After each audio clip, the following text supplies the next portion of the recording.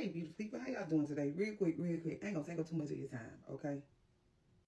I realize I have not done a get ready with me in a while. Y'all, I ain't even been on social media in a while, to be honest. I ain't.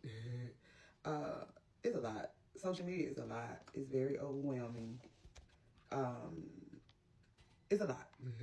And so I kind of took me a little, yeah.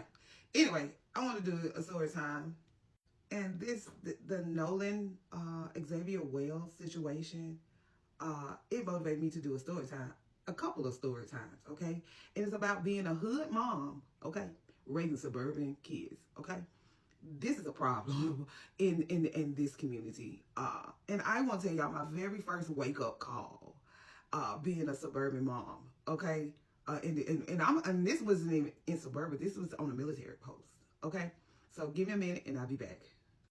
Yeah, hopefully I can get all this in one take, but if not, I'm gonna do a part 2.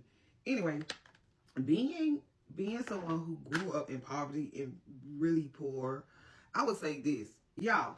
My husband's first deployment, I got a real life reality check when it came to the safety of my children. It used to be these little white kids, and like all my neighbors was white.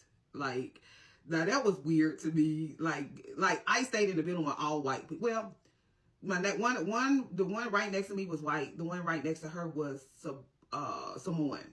But the rest of the one in my building was white. This is in Hawaii. Well, long story short, my husband was deployed, and it was pretty much everybody was deployed except for my neighbors. Her name was Miss Pam. I love them. They had been there since her husband was really high in rank. Like, so my husband was like an E4 man. And her husband really high in rank. That man had all kind of awards. And I don't even understand why they was there, but they had been there a long time. Like, cause we stayed in old houses. So they had been there like a really, really long time, and they didn't want to move. He could have moved. This man had all kind of awards. I think one of his awards, I think it was the highest award you can get, next to, up there with like Purple Hearts. I think it was called R. Murphy. I think that's what it was called. But he was really, really quiet. He was quiet. Like, he was cool, calm, and collect, and he loved soul food. And his wife, Miss Pam, she had cancer.